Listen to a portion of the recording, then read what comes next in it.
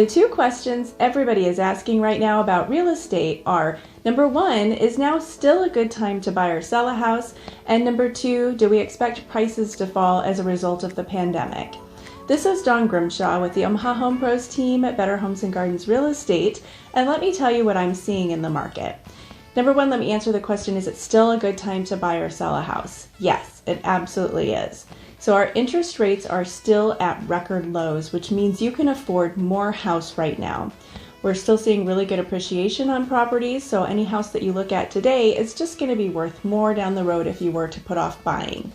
As far as the seller goes, our inventory levels are really low, so that's a great time to list your house.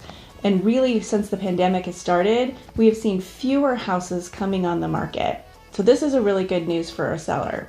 Now, as a buyer, there's a few fewer houses to choose from, but there's still some really good options out there. So don't be hesitant to get out and look in the market today. Now, we do take some extra precautions because we are seeing, people wearing gloves and masks and doing things to protect themselves, which is great.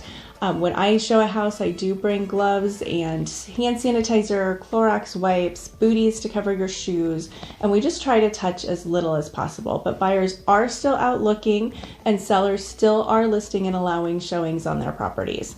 We are doing some additional virtual things such as virtual tours, Matterport 3D, video walkthroughs to allow a buyer to really eliminate the houses that aren't going to be a good fit. So when we go out and look, we're only looking at the ones that are the closest match to what that buyer is looking for. Now let's address the second question. Do we expect prices to change significantly because of the pandemic?